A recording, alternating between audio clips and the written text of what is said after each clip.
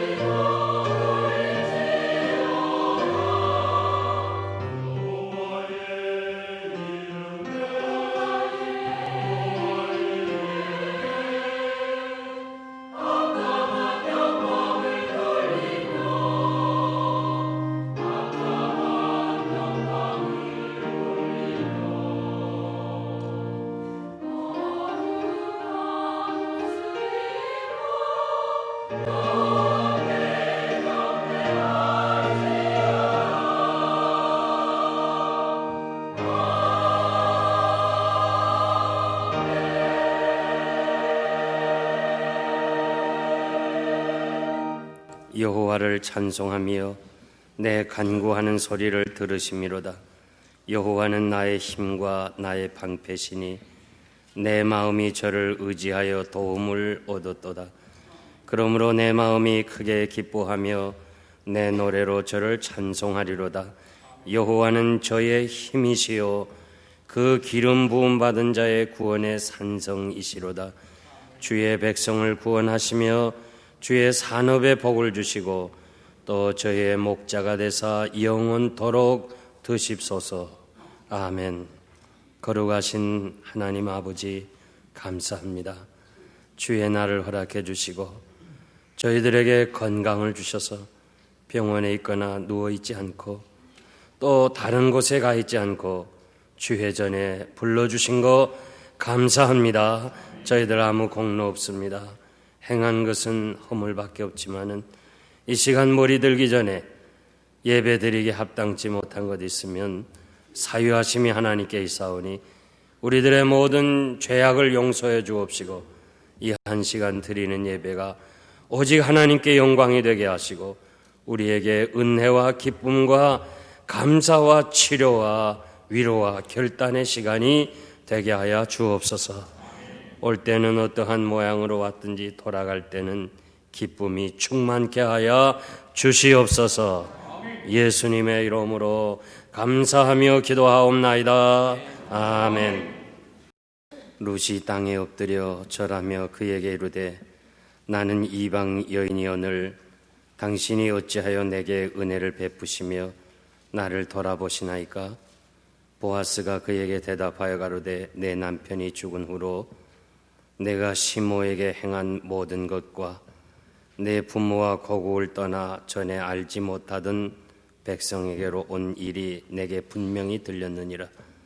여호와께서 내 행한 일을 보응하시기를 원하며 이스라엘의 하나님 여호와께서 그 날개 아래 보호를 받으러 온 내게 온전한 상 주시기를 원하노라. 같이 봉독합니다. 룻이 가로되 내 주여 내가 당신께 은혜 있기를 원하나이다. 나는 당신의 시녀의 하나와 같이 못하오나 당신이 이 시녀를 위로하시고 마음을 기쁘게 하는 말씀을 하셨나이다. 아멘.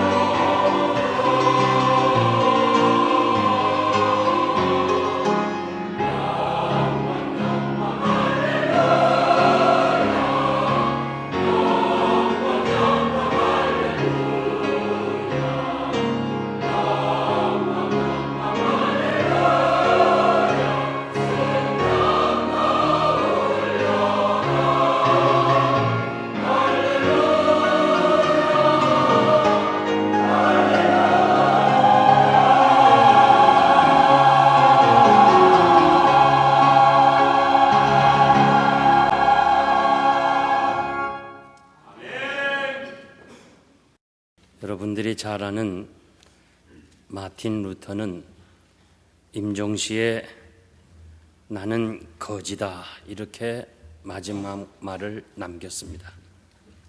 이 말을 단순히 들으면 별 의미가 없습니다. 그러나 루터의 생애와 헌신적인 삶과 연관하여 생각해 보면 참으로 위대한 말씀이고 우리들에게 아름다운 참 교훈이 되는 말씀입니다. 루터는 법학을 전공하고 법률가가 되기를 소원했습니다. 어느 날 예배를 드리고 나오는데 소낙비가 와서 친구와 함께 비를 피하기 위해서 소나무 밑에 있다가 갑자기 벼락이 치는 바람에 친구가 죽었습니다. 이때 루터는 나도 죽어야 되는데 하나님께서 뜻이 있어서 나를 살렸다 그렇게 생각하고 그날 이후로 그는 하나님께 헌신하기로 작정했습니다. 그래서 수도원에 들어가서 수도하면서 종교 개혁을 한 위대한 하나님의 사람이 되었습니다. 이 사건 이후 그는 한평생을 하나님을 의지하고 살았습니다. 그는 언제나 주여 나는 거지입니다. 내가 묻고 누리고 사는 모든 것은 하나님의 은혜입니다. 하나님의 은혜가 없이는 나는 아무것도 할 수가 없는 사람입니다. 그렇게 살았기에 마지막 임종하면서 나는 거지라고 그렇게 고백을 했습니다. 내 자신이 무엇이 된 것처럼 자만하고 내가 무엇을 가진 자처럼 내 것으로 충만되어 나는 부유하다고 그렇게 생각할 때는 하나님의 은혜가 우리에게 와닿질 않습니다. 은혜를 받을 수가 없습니다. 여러분, 우리는 거지입니다. 나는 거지입니다. 주여 나는 거지입니다. 주님의 은혜가 없이는 살 수 없습니다. 주의 은혜만을 구하는 사람에게는 반드시 하나님께서 때를 따라 돕는 은혜로 우리를 도와주시고 인도해 주실 줄 분명히 믿습니다. 거지들도 가만 보면 그냥 주면 받고 안 주시면 할 수 없습니다. 절대 안 줘요. 그런데 계속 그냥 생떼를 부려. 나는 꼭 받아야 됩니다. 줘야 됩니다. 안 주면 안 가겠습니다. 그럴 때 우리는 주는 거예요. 주님, 난 주 없이는 못 삽니다. 하나님의 은혜가 아니면 못 삽니다. 여기에 하나님께서 언제나 우리와 함께 하시는 은혜를 체험할 줄 믿습니다. 세상에 사는 사람들이 세 부류의 사람이 있습니다. 하나는 운명론적으로 세상을 사는 사람들이 있습니다. 인간은 이미 다 정해져 있다는 거예요. 전생의 업보라는 거예요. 전생에 어떻게 살았느냐에 따라서 이 세상에서 운명론적으로 좌우된다는 겁니다. 그렇기 때문에 인간은 할 수 없고 운명론에 의해서 살아간다는 거예요. 인도에 가면 잘 사는 사람은 참 너무 잘 살아요. 미국에 사는 사람 이상으로 아주 호화롭게 살아요. 그런데 못 사는 사람은 또 한없이 못 살아요. 심지어 신발을 신고 다니지도 못해요. 제가 선교사님한테 물었습니다. 이렇게 잘 사는 사람과 이렇게 못 사는 사람이 구별되어 있는데 못 사는 사람이 불평하지 않습니까? 아니요. 저들은 운명론적으로 받아들여서 저 잘 사는 사람은 전생에 좋은 일 많이 했기 때문에 여기서 잘 사는 거고 나는 전생에 잘 못 살았기 때문에 내가 받는 업보라고 생각하고 그냥 담담하게 지나간다는 거예요. 불평 안 한다는 거예요. 인도에 가면 거지들에게 이렇게 구제를 하는데 거지들이 이렇게 고마운 마음을 느끼질 않아요. 왜냐하면 당신이 나에게 구제함으로 당신이 다음 오는 세상에서 좋은 사람, 부자로 태어나게 내가 해주니까 당연하다는 거예요. 참 별거지도 있어요. 하여튼 인본주의의 인생관이 있습니다. 사람이 다 한다는 거예요. 나치의 히틀러가 그 대표적인 사람입니다. 모든 거 할 수 있다는 거예요. 하면 된다는 거예요. 결국 인간은 거기서 한계점을 느끼게 되고 파멸한 것. 그래서 자기 어떤 의지대로 살려고 많은 사람을 희생시킨 것을 우리가 잘 압니다. 세 번째 사람은 하나님의 은혜로 사는 사람입니다. 나의 나된 것은 하나님의 은혜입니다. 모든 것이 하나님의 은혜라고 생각하는 인생관이 있습니다. 시편 31편 19절 보니까 주께 피하는 자를 위하여 베푸신 은혜가 어찌 그리 크신지요. 너무 은혜가 커서 하나님께 감사했습니다. 여호와께서 성을 이 집을 세우지 아니하시면 세우는 자의 수고가 헛되고 여호와께서 성을 지키지 아니하시면 밤새도록 파수하는 그 파수꾼의 경성함이 허사라고 솔로몬은 인생을 뒤돌아보면서 하나님의 은혜를 우리들에게 말씀해 주고 있습니다. 다윗은 여호와 나의 하나님이여 주의 행하신 기적이 어찌 그리 많습니까? 내가 들어 말하고자 하지만은 주님 앞에서는 베풀 수도 없고 그 수를 셀 수도 없습니다. 다윗은 자신의 일생을 뒤돌아보면서 하나님의 은혜를 고백했습니다. 이제 우리가 한 해를 저물어 가는 이 길목에 섰는데 무엇을 여러분들이 생각하십니까? 뜻대로 안 된 것도 많고 또 여러 가지 반성할 것도 많이 있으리라고 생각합니다. 그러나 절대로 잊어서는 안 되는 한 가지 사실이 있는데 하나님의 은혜입니다. 여러분들이 지금 여기 앉게 됐다는 자체가 하나님의 은혜라는 사실을 잊어서는 안 됩니다.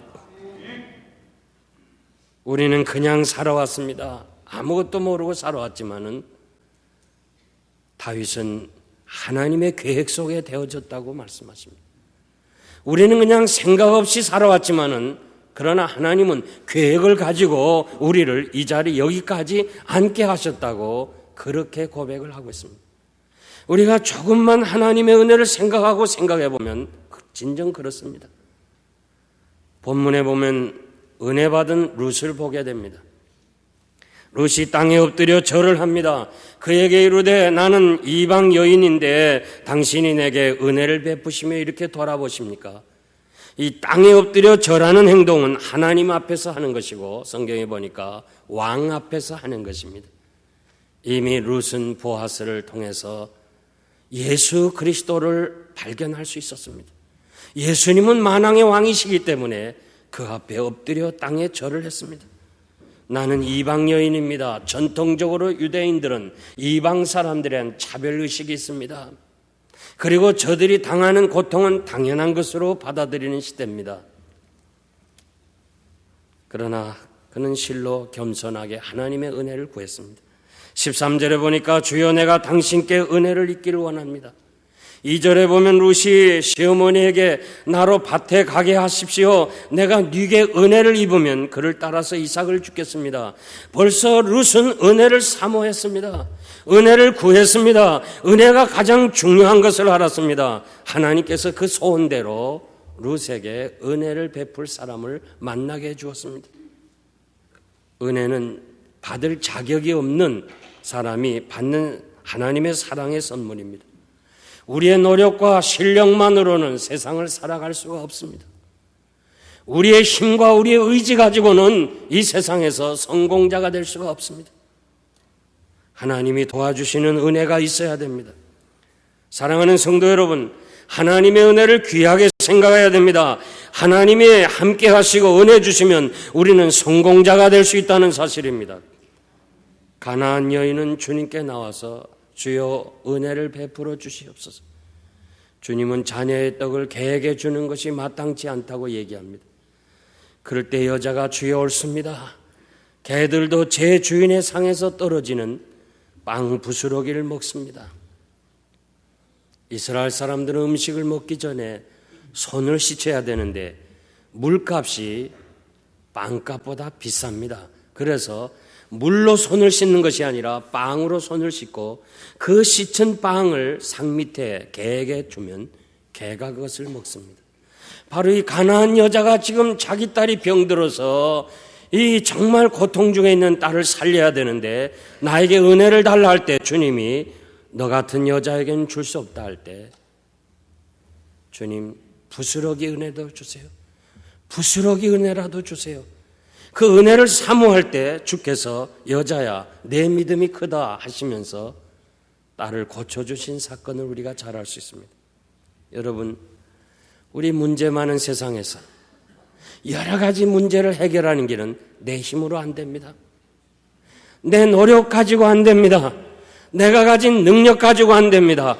하나님의 은혜를 가져야만 할 수 있다는 것을 여러분들이 마음에 깊이 간직하고 그 은혜를 사모할 때 하나님께서 여러분의 문제를 해결해 주실 줄 믿습니다. 요한복음 1장 14절 말씀 보면 말씀이 육신이 되어 우리 가운데 거하시며 우리가 그의 영광을 보니 아버지의 독생자의 영광이요 은혜와 진리가 충만하더라. 은혜와 진리라고 그랬습니다. 진리가 중요한 것은 사실입니다. 그러나 은혜가 먼저입니다. 은혜라는 토양 속에 진리라는 씨앗이 열매를 맺게 되는 것입니다. 은혜 없이 진리만 따지고 진리 따지다가 교회가 다 깨지는 거예요. 사람들이 다 떠나는 거예요. 룻이 괴로운 마음의 상처를 치료해 준 것은 진리가 아니고 은혜였습니다.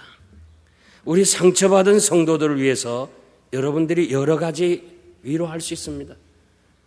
말씀으로 권면할 수 있습니다. 경험으로 충고도 해줄 수 있습니다. 물질로 도와줄 수도 있습니다. 그러나 은혜가 먼저입니다. 은혜가 있어야 상처를 싸매줄 수 있는 것이고 그 마음이 열려져야 그 다음에 여러분의 도움을 받을 수 있다는 거예요. 그렇기 때문에 우리가 아픈 사람들의 상처를 위해서 은혜 받도록 하나님께 기도해 줘야 돼요. 하나님, 저 자매를, 저 사랑하는 형제를 은혜 주어서 그 문제가 해결해 달라고 은혜를 먼저 구해야 됩니다.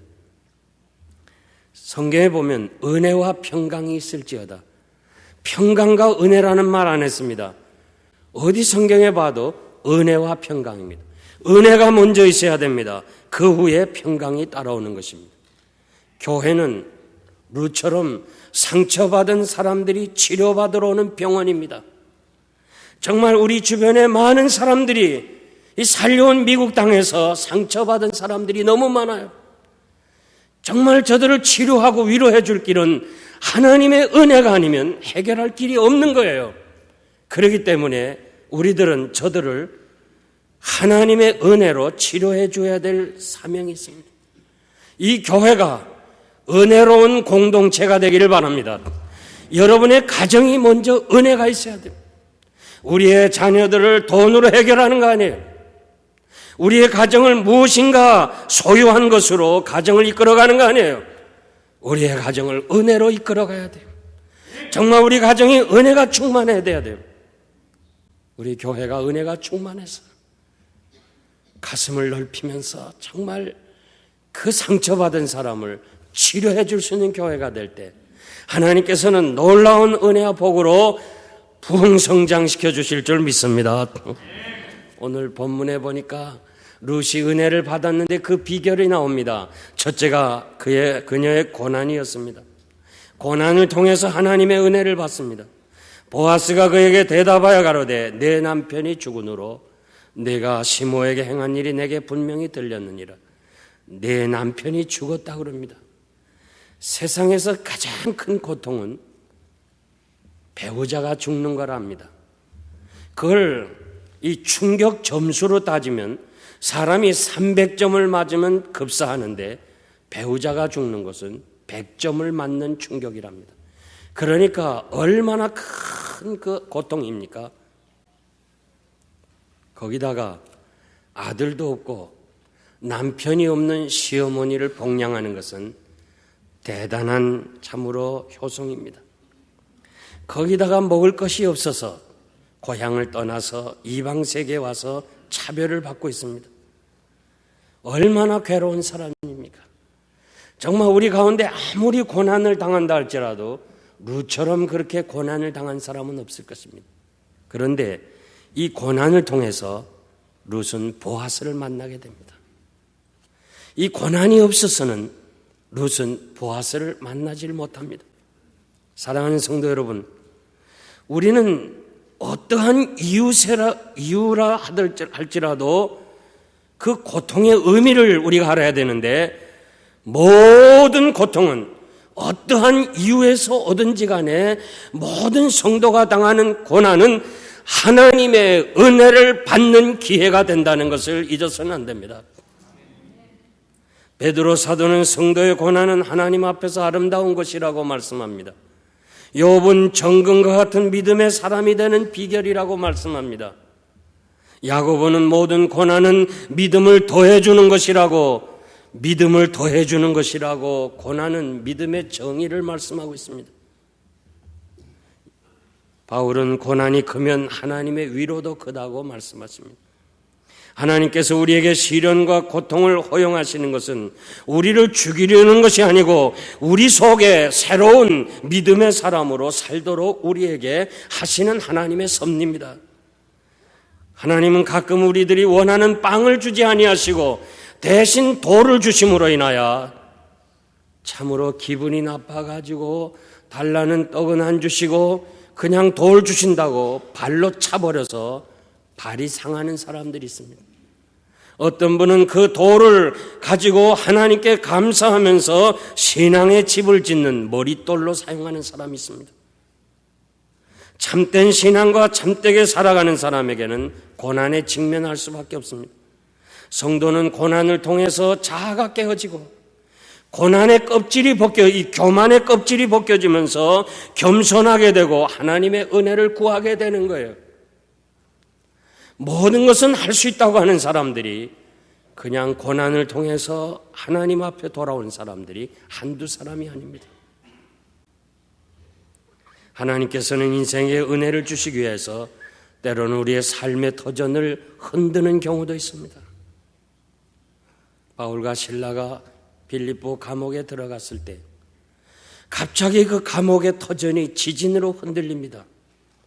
그러면서 옥문이 열릴 때 간수가 야 이거 죄수들이 다 도망갔기 때문에 이제 난 죽었다 생각하고 자살을 시도할 때 바울과 실라가 절대 당신의 몸에 상처를 내지 마세요. 우리는 여기 다 있습니다. 그렇게 할 때 이 간수는 선생들아 우리가 어떻게 해야 될까? 내가 어떻게 해야 될까? 그러면서 예수 그리스도의 복음을 받아들이고 구원 얻는 사건이 있습니다. 이 삶의 터전이 흔들리면서 이 간수는 예수 믿게 되고 결국 예수를 만나게 되고 행복한 사람이 되는, 온 집이 하나님의 백성이 되는 축복을 체험하게 됩니다. 여러분, 우리가 때로는 삶의 터전이 흔들릴 때가 있습니다. 그럴 때 생각과 판단을 잘못하기 쉽습니다. 낙심하고 좌절하면서 마음의 상처를 입지 말기를 바랍니다. 삶의 터전이 흔들리는 어려움이 있을 때 이건 은혜 받는 기회구나, 또 다른 하나님이 은혜를 주시는 기회구나, 그렇게 고난을 은혜 받는 기회로 여러분들이 믿으시길 바랍니다. 높이 올라가는 건물일수록 깊이 내려가는 것이 있어야 합니다. 에레미야가 3장 33절 보면 하나님은 우리 인생에게 고생하게 하는 것이, 근심하게 하는 것이 원치 아니한다, 본심이 아니라고 말씀하십니다. 여러분 자녀들이 고난당하는 거 좋아하는 사람이 있어요? 우리 아이들이 고통당하는 거 좋아하는 사람이 있어요? 없듯이 하나님은 우리가 고통당하는 것을 좋아하지 않습니다. 다만 그 고통의 과정을 통해서 하나님이 원하시는 사람으로 만들어 가시고 하나님 의지할 수 있는 신앙의 한 단계로 올라가게 하시는 하나님의 섭리입니다. 룻이 고난을 통해서 보아스를 만난 것이 사실이라면, 은혜 받은 것이 확실히 믿어진다면 여러분의 고난과 아픔이 은혜 받는 비결이 될 줄 분명히 믿습니다. 고난이 크면 하나님의 위로도 큰 것입니다. 두 번째는 그녀의 행실입니다. 보아스가 룻에게 말합니다. 내가 남편이 죽은 후에 내가 시모에게 행한 모든 것과 또 내 부모와 고국을 떠나서 전에 알지 못하던 백성에 온 것이 내게 다 들렸느니라. 다 알고 있다고 말해요. 룻의 행실에 대해서 보아스가 칭찬해 줍니다. 남편이 죽은 시어머니를 공경하는 거, 그거는 아름다운 행동입니다.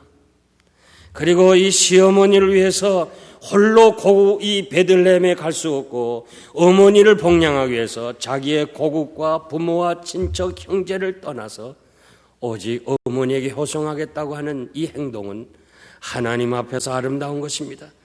베들레헴에 와서 젊은 여자가 이삭을 주우러 그 정말 처량하고 그 고통스러운 그런 자리에까지 나와서 일하고 있는 이 모습이 참 아름다웠다는 것입니다. 저는 이 룻의 행실이 가만히 이렇게 살펴보니까 자기 환경과 형편이 어떠하든지 간에 최선을 다한 것을 우리는 볼 수 있습니다. 자기에게 주어진 환경과 여건과 시간에서 최선을 다했습니다. 일꾼들이 보아스에게 룻에 대해서 이렇게 말합니다. 저 여자는 이른 아침부터 와서 지금까지 계속해서 일을 하고 있습니다. 여러분, 하나님의 은혜는 값싼 은혜가 아닙니다. 하나님께서는 최선을 다해서 성실하게 진실하게 주어진 여건에서 최선을 다하는 사람에게 하나님의 은혜가 함께 하시는 것입니다.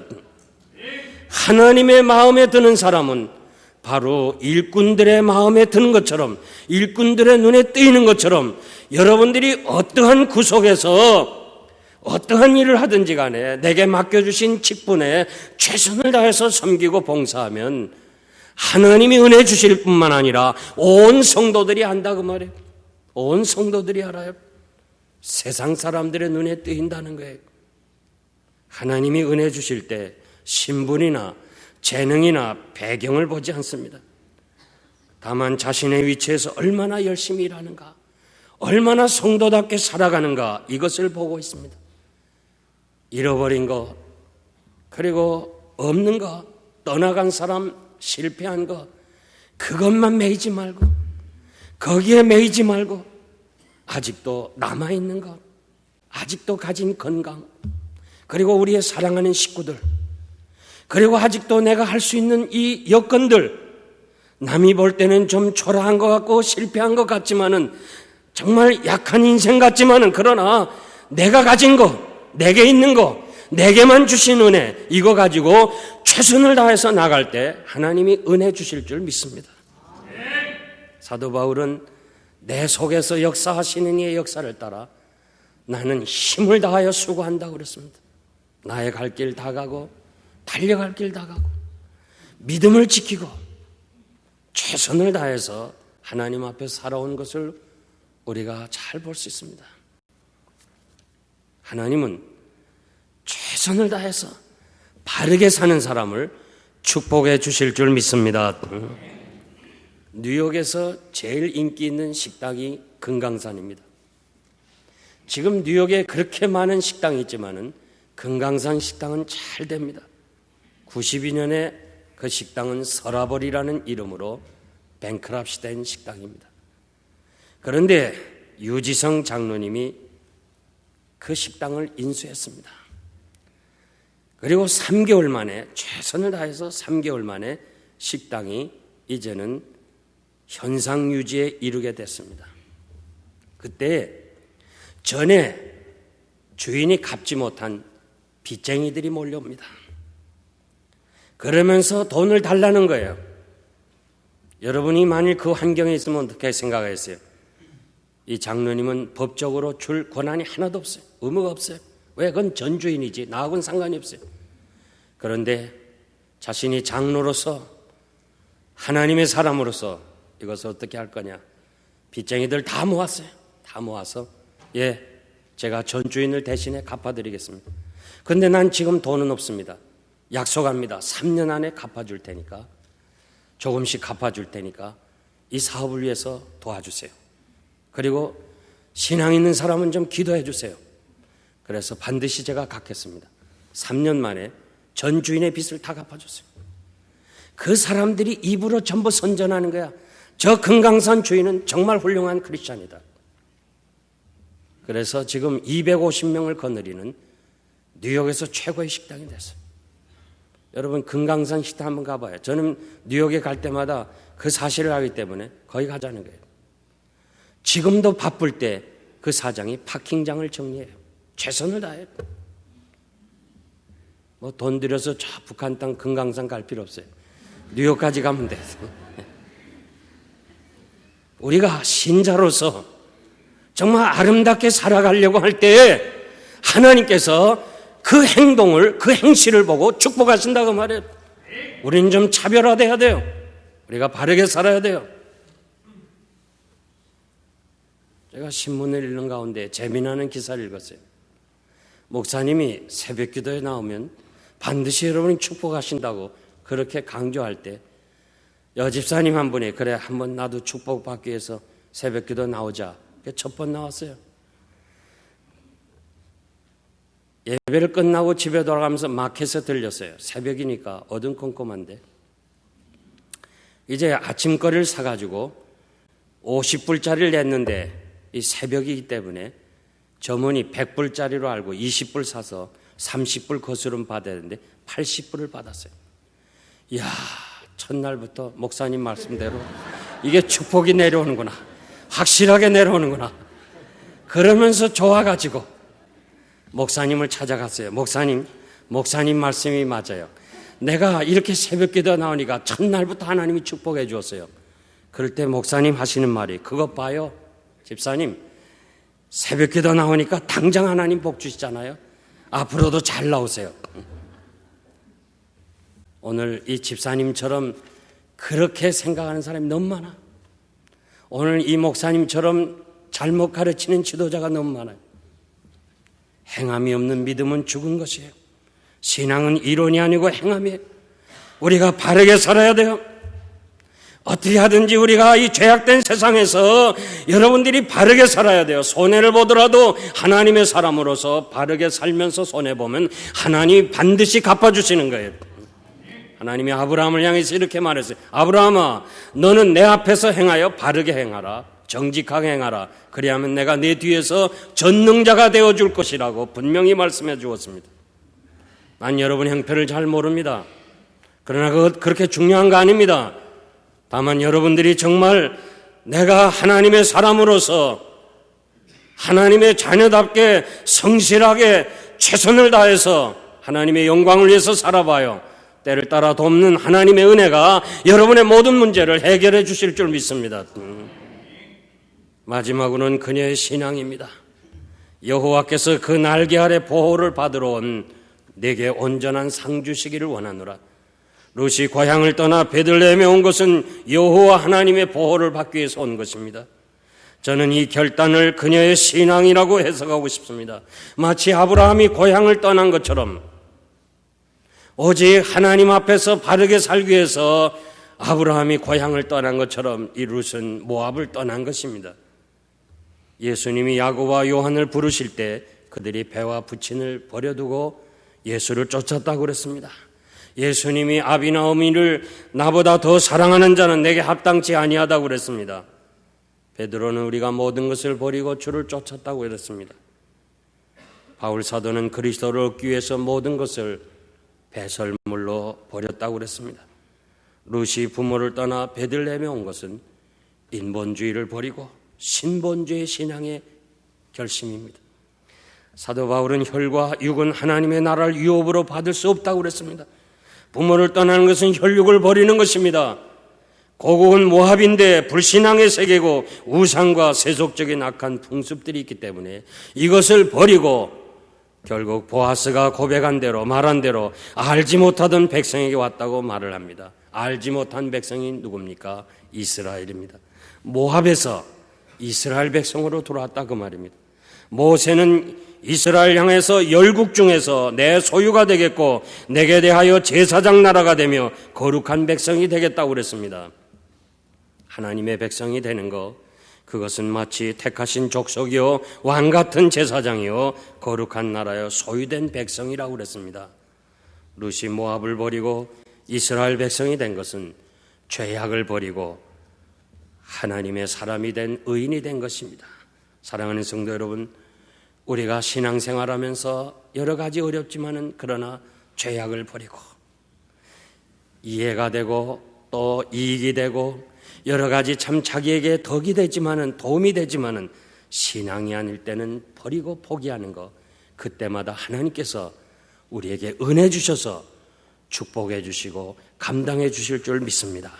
우리는 세상의 어떤 그 부귀나 명예나 세상의 도움을 받으려는 것이 아니라 여호와의 날개 아래, 하나님의 날개 아래 도움을 받으려는 것, 그것이 바로 신앙인의 자세입니다. 천사 가브리엘이 마리아에게 이렇게 말합니다. 은혜를 받은 자여 평안할지어다. 주께서 너와 함께 계시느니라. 마리아는 지금 외적으로 가진 게 없습니다. 어렵습니다. 그런데 마리아에게 평안할지어다. 은혜를 받은 자여 주께서 너와 함께 계십니다. 은혜가 무엇입니까? 하나님의 사람이 되는 것이 은혜고, 주님이 나와 함께 하시는 것이 은혜고, 루시 보아스를 만난 것이 은혜라고 한 것처럼 예수 믿고 하나님의 자녀가 된 것이 은혜인 줄 믿습니다.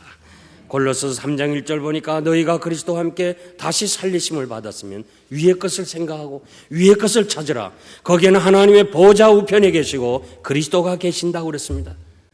험한 세상에서 어렵고 힘들지만은 늘 위의 것을 생각하고 늘 위의 것을 찾고 어떻게 하면 하나님을 기쁘시게 할까? 어떻게 하면 하나님의 영광을 위해서 할까? 어떻게 하면 하나님의 나라를 위해서, 확장을 위해서 살아갈까? 어떻게 하면 한 영혼을 위해서 내가 섬김에 봉사할까? 이렇게 신앙으로 살아가는 사람에게는 하나님께서 반드시 은혜를 주신다는 것입니다. 루시 보아스를 만난 것이 은혜라고 고백한 것처럼 우리는 예수 그리스도를 만나게 된 이 자체가 은혜입니다. 이미 여러분들은 은혜 받은 사람입니다. 그러므로 우리는 평안해야 되고 모든 거 하나님께서 인도해 주실 줄 믿습니다. 결론적으로 말씀드립니다. 13절에 보니까 루시 보아스에게 당신을 만난 것이 은혜입니다. 당신의 말씀이 나를 위로해 주었고 내 마음이 기쁘게 되었습니다. 룻은 이제 더 이상 슬픈 여자가 아닙니다. 먹을 것 걱정할 필요가 없습니다. 보아스를 만나기 전까지는 불쌍한 사람이었습니다. 힘들었습니다. 이제 우리가 다음에 쭉 묵상할 말씀인데 보아스를 만난 이후부터는 보아스가 다 책임졌습니다. 보아스가 누굽니까? 예수 그리스도입니다. 우리의 신랑 되실 분입니다. 예수 만난 사람을 가리켜 은혜 받은 자여 평안할지어다. 사랑하는 성도 여러분, 우리는 은혜 받은 사람입니다. 천사가 증언한 말씀, 우리에게 하신 말씀입니다. 히브리 기자는 이렇게 말합니다. 예수님을 만난 사람은 걱정하지 마세요. 때를 따라 돕는 은혜를 얻기 위해서 은혜의 보좌에만 나오면 된다는 거예요. 여러분, 우리가 힘들고 어려울 때가 있습니다. 세상을 살면서 나 홀로 감당할 수 없을 때가 있습니다. 그런데 여러분, 정말 보아스가 룻에게 얘기한 것처럼 이 밭을 떠나지 말라. 주님의 몸된 교회를 떠나지 말고 어렵고 힘들지만 이 교회에 나오기만 하면 긍휼하심을 받았으니까, 은혜를 받았으니까 때를 따라 돕는 은혜를 하나님께서 반드시 주신다고 약속해 주었습니다. 무슨 일을 당하더라도 하나님이 감당하게 하실 것이고, 우리가 감당하지 못하면 주의 날개 아래 우리를 보호하셔서 피할 길을 허락해 주실 줄 믿습니다. 보아스가 룻의 생애를 책임지듯이 제가 힘주어 말씀드리고 싶은 것은 우리 주님이 여러분의 생애를 책임져 주실 줄 믿습니다. 지금까지도 하나님이 은혜로 인도하셨으니까 앞으로도 은혜로 인도하실 것을 믿습니다. 오늘 우리가 이 말씀 묵상하면서 주여 나는 거지입니다. 주님 나는 거지입니다.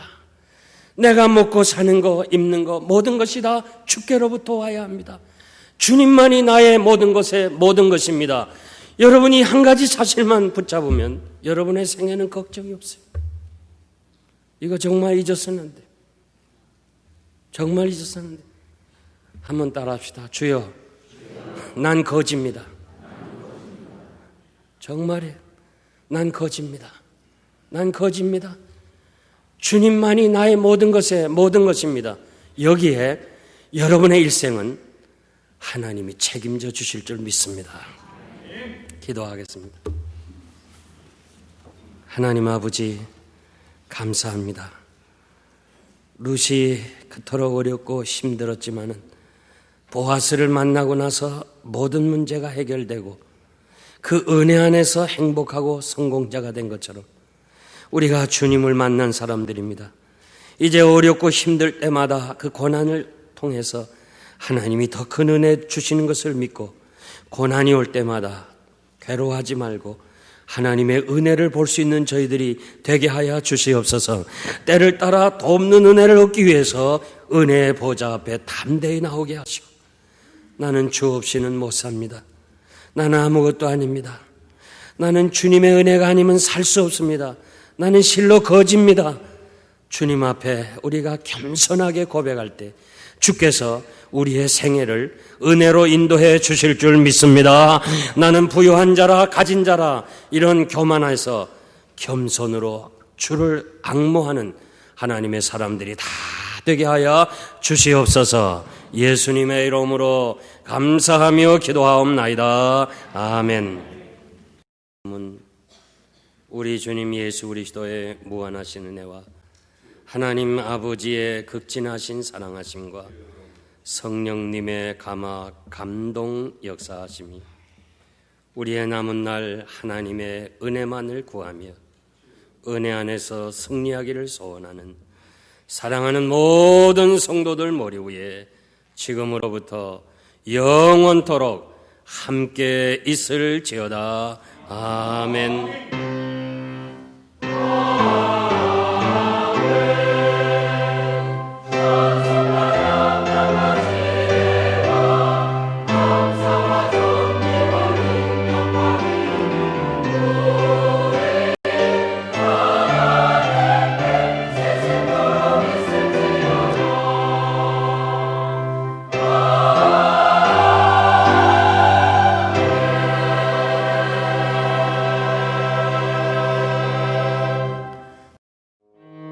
저희 영생장로교회는 706 위트머 로드 호샴 펜실베니아에 위치하고 있으며 매 주일 예배는 1부 오전 8시, 2부 오전 10시, 3부 12시에 드리고 있으며 오후 3시에는 찬양 예배를 드리고 있습니다. 그리고 우리 2세들을 위한 영어 예배를 오전 9시에 드리고 있습니다. 성경 말씀을 통한 거룩한 신앙인격으로서의 변화를 위해서 주일은 물론 수요 예배를 오후 8시에 드리고 있으며 금요 기도회는 오후 8시에 모이고 있습니다. 저희 영생장로교회에 대한 자세한 문의사항은 전화 215-542-0288 지역번호 215에 542국에 288번입니다. 그럼 하나님의 큰 축복과 은혜가 여러분의 삶에 항상 동행하시길 기원합니다. 안녕히 계십시오.